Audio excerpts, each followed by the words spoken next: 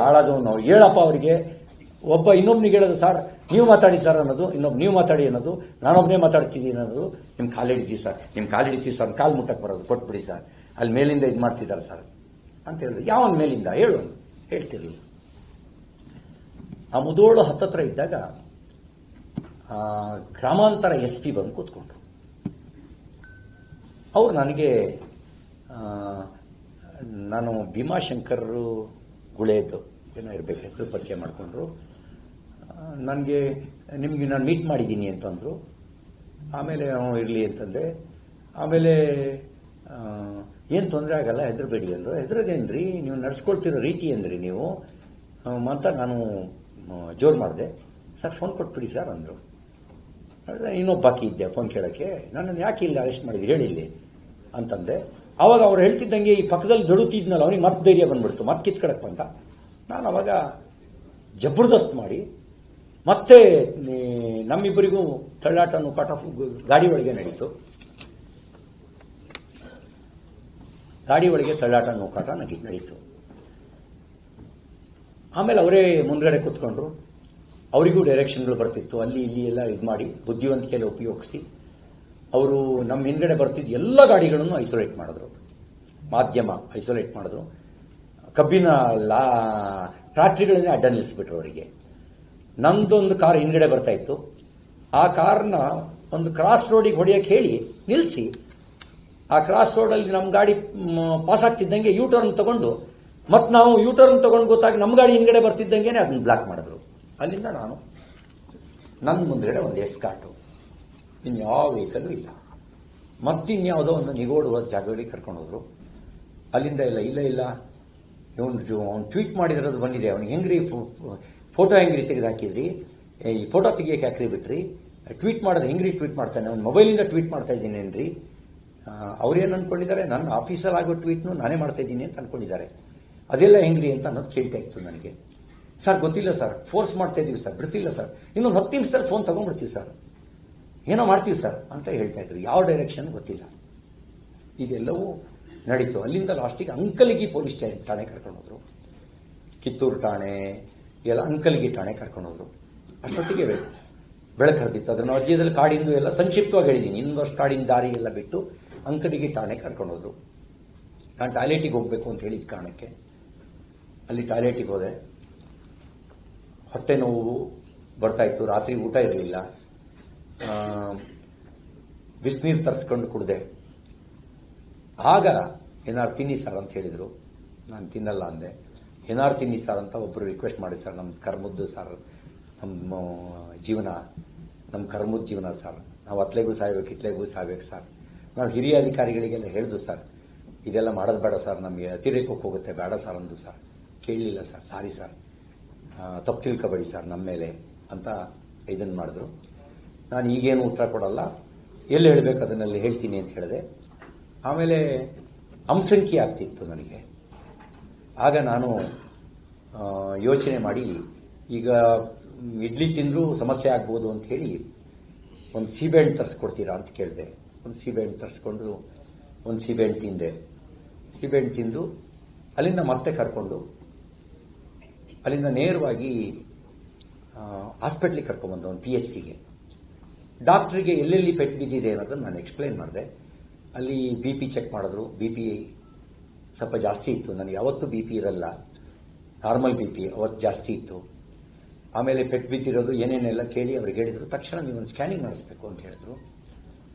Chest pain ಅಂತಿದ್ದಾರೆ, liver ಒಳಗಡೆ ಮೂಗೇಟು, ಹೊರಗಡೆ ಮೂಗೇಟು ಬಿದ್ದಿದೆ, ಒಳಗೇನಾಗಿದೆ ಗೊತ್ತಿಲ್ಲ, ಒಂದು ಎಕ್ಸ್ರೇ ಮತ್ತು ಸ್ಕ್ಯಾನಿಂಗ್ ಮಾಡಿಸಿ ಅಂತೇಳಿ ಅವ್ರು ಬರೆದು ಕೊಟ್ಟರು. ಅವ್ರಿಗೆ ಬರೆದು ಕೊಟ್ಟು ಹೇಳ್ತಿದ್ದಂಗೆ ಮತ್ತೆ ನನ್ನನ್ನು ಹೊರಗಡೆ ಕೂರಿಸಿ ಪೊಲೀಸ್ ಆಫೀಸರ್ಸೇ ಒಳಗೆ ಹೋದ್ರು. ಏನು ಮಾತಾಡಿದ್ರು ಡಾಕ್ಟರ್ ಹತ್ರ ಗೊತ್ತಿಲ್ಲ, ಏನು ಬರ್ಸ್ಕೊಂಡು ಫೈನಲ್ ರಿಪೋರ್ಟ್ ಕೊಟ್ಟರು ನಂಗೆ ಗೊತ್ತಿಲ್ಲ. ಆಮೇಲೆ ಕೋರ್ಟಿಗೆ ಕರ್ಕೊಂಡು ಬಂದರು. ಇಲ್ಲಿರೋದು ಈ ರೀತಿ ನಿಗೂಢವಾಗಿ ಯಾಕೆ ನಡ್ಕೊಂಡ್ರು, ನನಗೆ ಅನುಮಾನ ಇರೋದು ಏನೋ ಸಂಚು ನಡೆಸಿದ್ರು ಅಂತ ನನಗೆ ಅನುಮಾನ. ಕಬ್ಬಿನ ಗದ್ದೆ, ಕ್ರಷರು ಎಲ್ಲ ಕರ್ಕೊಂಡು ಹೋದಾಗ ಯಾರನ್ನೋ ಕರೆಸಿ ಹಲ್ಲೆ ಮಾಡಿಸುವ ಅಥವಾ ಗುಂಪು ಹೊಡೆದು ಸಾಯಿಸಿದೆ ಅಂತ ಸಾಯಿಸುವ ಉದ್ದೇಶ ಇತ್ತೇನೋ ಅಂತ ನನಗೆ ಅನುಮಾನ. ಯಾಕೆಂದ್ರೆ ವಿಧಾನ ಪರಿಷತ್ತಿನ ಒಳಗೇನೆ ನಿನ್ನನ್ನು ನೋಡ್ಕೊಳ್ತೀವಿ, ಹೊರಗಡೆ ಬಾ ಅಂತ ಧಮಕಿ ಹಾಕಿ ನಿನ್ನ ವಿಧಾನ ಮಂಡಲದ ಮೊಗಸಾಲಿನಲ್ಲೇ ನಿನ್ನ ಪೀಸ್ ಮಾಡಿ ಕಳಿಸ್ತೀವಿ ಅಂತ ಬೆದರಿಕೆ ಹಾಕಿ ಹಲ್ಲೆ ಮಾಡಿದ್ರು. ಇದೆಲ್ಲ ನಡೆದಿದ್ದನ್ನು ನೋಡಿದಾಗ ನನಗೆ ಈ ತರ ಯೋಚನೆಗಳು ಬರಕ್ಕೆ ಶುರುವಾಯಿತು. ಇದೆಲ್ಲ ಮಾಡೋಕ್ಕೇನೆ ನಾನು ಹಿಂಗೆ ಕರ್ಕೊಂಡು ಬಂದಿರ್ಬೋದಾ? ಮಾಧ್ಯಮದಲ್ಲಿ ಬರೆದೇ ಇದ್ರೆ ನನ್ನ ಗತಿ ಏನಾಗ್ತಿತ್ತು? ಕೇಶವ ಪ್ರಸಾದ್ ಬರೆದೇ ಇದ್ರೆ ನನ್ನ ಗತಿ ಏನಾಗ್ತಿತ್ತು?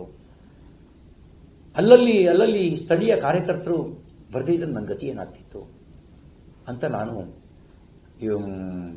ಯೋಚನೆ ಮಾಡಿದೆ. ಕೊನೆಗೆ ಕೋರ್ಟಿಗೆ ಕರ್ಕೊಂಡು ಬಂದಾಗ ಎಲ್ಲವನ್ನು ಸಂಕ್ಷಿಪ್ತವಾಗಿ ಈ ಎಲ್ಲವನ್ನು ನಾನು ನ್ಯಾಯಾಧೀಶರ ಮುಂದೆ ದಾಖಲು ಮಾಡಿಸಿದ್ದೀನಿ. ಅವರು ಎಲ್ಲೆಲ್ಲಿಂದ ಕರ್ಕೊಂಡು ಹೋದ್ರು ಅನ್ನೋದು ಊರುಗಳ ಹೆಸರನ್ನು ನನಗೂ ನೆನಪಿದ್ದದನ್ನ ನಾನು ನೋಡಿದ್ದನ್ನ ಊರುಗಳ ಹೆಸರನ್ನು ಹೇಳಿದ್ದೀನಿ. ಮತ್ತು ಏನೇನು ಮಾಡಿದ್ರು ಅನ್ನೋದನ್ನು ದಾಖಲು ಮಾಡುವಂಥ ಕೆಲಸವನ್ನ ಮಾಡಿದ್ದೀನಿ. ನಾನು ಕೇಳಲಿಕ್ಕೆ ಬಯಸೋದು, ನೀವು ಒಬ್ಬ ಜನಪ್ರತಿನಿಧಿಗೆ ಹಿಂಗೆ ನಡೆಸ್ಕೊಂಡ್ರಿ, ನಾನು ಕೊಟ್ಟ ದೂರನ್ನು ಸ್ವೀಕಾರ ಮಾಡಲಿಲ್ಲ. ಶ್ರೀಮತಿ ಲಕ್ಷ್ಮೀ ಹೆಬ್ಬಾಳ್ಕರ್ ಕೊಟ್ಟ ದೂರನ್ನು ಸ್ವೀಕಾರ ಮಾಡಿದ್ರಿ, ನಾನು ಕೊಟ್ಟ ದೂರನ್ನು ಸ್ವೀಕಾರ ಮಾಡಲಿಲ್ಲ. FIR ರಿಜಿಸ್ಟರ್ ಮಾಡಲಿಲ್ಲ. ನನ್ನ ಮೇಲೆ ಹಲ್ಲೆ ಆಗಿರೋದಕ್ಕೆ ವಿಜುವಲ್ಸ್ ಇದೆ, CCTV ಅಲ್ಲದೆ ಮಾರ್ಷಲ್ಗಳು ಕೂಡ ಕ್ಯಾಪ್ಚರ್ ಮಾಡ್ಕೊಂಡಿದ್ರು. ನೀವೇನು ನನ್ನ ಮೇಲೆ ಆರೋಪ ಮಾಡ್ತಾ ಇದ್ದೀರಿ? ಹಾಗಲಕಾಯಿಗೆ ಬೇವಿನಕಾಯಿ ಸಾಕ್ಷಿ ಕೊಟ್ಟಿದ್ದೀರಿ, ಅದು ಬಿಟ್ಟರೆ ಬೇರೆ ಇನ್ನೇನು ನಿಮ್ಮ ಹತ್ರ ಇಲ್ಲ. ಆದರೆ ನನ್ನ FIR ರಿಜಿಸ್ಟರ್ ಆಗಲಿಲ್ಲ. ಕಾನೂನು ಎಲ್ರಿಗೂ ಸಮಾನವೋ ಹೌದೋ ಅಲ್ವೋ? ಅಂಬೇಡ್ಕರ್ ಕೊಟ್ಟಿರುವ ಸಂವಿಧಾನ ಎಲ್ರಿಗೂ ಸಮಾನ ಹಕ್ಕು ಕೊಟ್ಟಿದೆ. ನೀವೇನು ಮಾಡಿದ್ರಿ? ಲಕ್ಷ್ಮೀ ಹೆಬ್ಬಾಳ್ಕರ್ರಿಗೆ ವಿಶೇಷ ಹಕ್ಕು ಕೊಟ್ರಿ, ನನ್ನ ಹಕ್ಕನ್ನು ಕಿತ್ಕೊಂಡ್ರಿ. ನೀವು ನಡ್ಕೊಂಡ ರೀತಿ ಸಾಮಾನ್ಯ ಜನರಿಗೂ ನಡೆಸ್ಕೊಳ್ಳುವ ರೀತಿ ಅಲ್ಲ, ಮಾನವ ಹಕ್ಕುಗಳು ಉಲ್ಲಂಘನೆ ಆಗಿದೆ. ಆ ರೀತಿ ನೀವು ನಡ್ಕೊಂಡ್ರಿ. ನನ್ನನ್ನು ಯಾವಾಗ ನೀವು ಕಸ್ಟಡಿಗೆ ತಗೊಂಡ್ರಿ? ಅದನ್ನು ಯಾಕೆ ಇಂಟಿಮೇಟ್ ಮಾಡಲಿಲ್ಲ? ನನಗೆ ನೋಟಿಸ್ ಕೊಟ್ರ? ಯಾವಾಗ ನೋಟಿಸ್ ಕೊಟ್ಟಿದ್ದೀರಿ? ನೋಟಿಸ್ ಕೊಟ್ಟು ನಾನು ವಿಚಾರಣೆಗೆ ಬರದೇ ಇದ್ರೆ ನೀವು ನನ್ನನ್ನು ಅರೆಸ್ಟ್ ಮಾಡಬೇಕು. ನೀವೆಲ್ಲಿ ನೋಟಿಸ್ ಕೊಟ್ಟಿದ್ದೀರಿ ನನಗೆ? ಸಭಾಧ್ಯಕ್ಷರ ಅನುಮತಿ ನೀವು ಪಡೆದಿದ್ರಾ ನನ್ನ ಅರೆಸ್ಟ್ ಮಾಡೋದಕ್ಕೆ? ವಿಧಾನಮಂಡಲದ ಪರಿಮಿತಿಯೊಳಗೆ ಅರೆಸ್ಟ್ ಮಾಡೋದಕ್ಕೆ ನನ್ನ ಅನುಮತಿಯನ್ನು ಪಡೆದಿದ್ರಾ? ವಿಧಾನ ಪರಿಷತ್ತಿನ ಒಳಗೆ ನಡೆದ ವಿದ್ಯಮಾನದ ದೂರಿಗೆ ಅವರ ಅನುಮತಿ ಇಲ್ಲದೆ ನೀವು ಹೇಗೆ ನನ್ನ ಮೇಲೆ FIR ರಿಜಿಸ್ಟರ್ ಮಾಡಿದ್ರಿ? ಇದೆಲ್ಲ ನೋಡಿದಾಗ ಇದೊಂದು ಷಡ್ಯಂತ್ರ ಇದ್ದಂತಿದೆ. ಅದಕ್ಕೆ ನಾನು ನೇರವಾಗಿ ಆರೋಪ ಮಾಡಿದೆ. ಉಪ ಮುಖ್ಯಮಂತ್ರಿ DK ಶಿವಕುಮಾರ್ ಅವರು ಮತ್ತು ಸಚಿವೆ ಲಕ್ಷ್ಮೀ ಹೆಬ್ಬಾಳ್ಕರ್ ಅವರು ಏನೋ ಷಡ್ಯಂತ್ರ ನಡೆಸಿದ್ದಾರೆ ಅಂತಕ್ಕಂಥ ಆರೋಪವನ್ನು ನಾನು ಮಾಡಿದೆ. ನನಗೀಗಲೂ ನನ್ನ ಜೀವ ಬೆದರಿಕೆ ಇದೆ. ನನಗೆ ಸೂಕ್ತ ರಕ್ಷಣೆ ಕೊಡೋದು ಸರ್ಕಾರದ ಜವಾಬ್ದಾರಿ ಇದೆ. ನನಗೇನಾದ್ರು ಅನಾಹುತ ಆದರೆ ಅದಕ್ಕೆ ಹೊಣೆಯನ್ನು ಸರ್ಕಾರವೇ ಹೊತ್ಕೊಳ್ಬೇಕಾಗತ್ತೆ ಅನ್ನೋ ಮಾತನ್ನು ಹೇಳ್ತಾ, ಇನ್ನು ಉಳಿದಂತೆ ಸಂಬಂಧಪಟ್ಟಂತೆ ಕಾನೂನು ತಜ್ಞರು ನಮ್ಮ ಪಕ್ಷದ ವರಿಷ್ಠರ ಜೊತೆನಲ್ಲಿ ಸಮಾಲೋಚನೆ ನಡೆಸಿ ಮಾನವ ಹಕ್ಕು ಆಯೋಗಕ್ಕೆ ದೂರು ಕೊಡೋದು, ನಮ್ಮ FIR ಅನ್ನು ರಿಜಿಸ್ಟರ್ ಮಾಡದೇ ಇದ್ದವ್ರ ಮೇಲೆ ಕ್ರಮ ತಗೊಳ್ಬೇಕು. ಅವರು ಯಾಕೆ ರಿಜಿಸ್ಟರ್ ಮಾಡಿಲ್ಲ?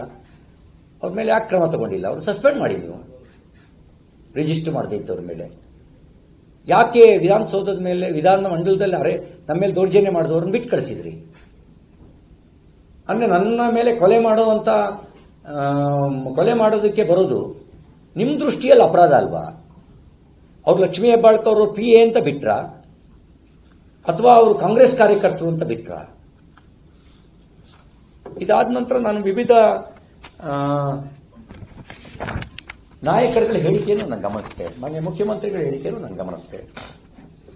ಮುಖ್ಯಮಂತ್ರಿಗಳು ಹೇಳಿದ್ದಾರೆ, ಅವ್ರ ರಕ್ಷಣೆಗಾಗಿಯೇ ನಾವು ರಾತ್ರಿ ಇಡೀ 10-12 ಗಂಟೆಗಳ ಕಾಲ ಸುತ್ತುವರಿಸುವಂತ. ನಾನು ಮಾನ್ಯ ಸಿದ್ದರಾಮಯ್ಯವರಿಂದ ಈ ಥರದ ನಿರೀಕ್ಷೆ ಮಾಡಿರಲಿಲ್ಲ. ನನ್ನ ರಕ್ಷಣೆಯನ್ನ ನೀವು ಒಂದು ಜಾಗದಲ್ಲಿ ಇಟ್ಟು ಕೊಡಕ್ಕಾಗಿಲ್ಲ ಅಂದ್ರೆ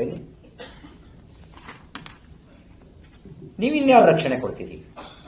ಈಗ ನಾನು ಹೊರಗಡೆ ಇದ್ದೀನಿ, ಯಾಕಂದ್ರೆ ನನ್ನ ರಕ್ಷಣೆ ಎಲ್ಲಿದೆ? ಈಗ